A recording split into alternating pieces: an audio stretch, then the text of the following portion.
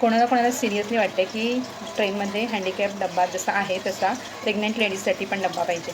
कारण की आज बांद्रा नाही, बोरिवली आणि अंधेरी ट्रेन कॅन्सल होता आणि त्याच्यामुळे जे प्रेग्नंट लेडीजच्या हँडिकॅप डब्यामध्ये अवस्था होती ना ती बघवत नव्हती. कारण की कोणी कितीही म्हणजे इवन 9 महिन्याचे पण प्रेग्नंट लेडीज असल्या तरीही त्यांना कोणी बसायला देत नव्हतं किंवा त्याच्यामुळे ट्रेनमध्ये प्रेग्नंट लेडीजसाठी डब्बा असणं खूप खूप गरजेचं आहे.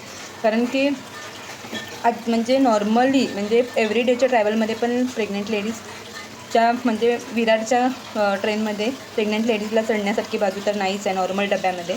ते तर आहे, त्याच्यामध्ये पण प्रॉब्लेम चालूच असतात हँडिकॅप डब्यामध्ये चढताना. पण आता जेव्हा की ट्रेन कॅन्सल होतात आणि तेव्हा तर प्रेग्नंट लेडीजला नॉर्मल डब्यांमध्ये चढणं अशक्य आहे, अशक्य.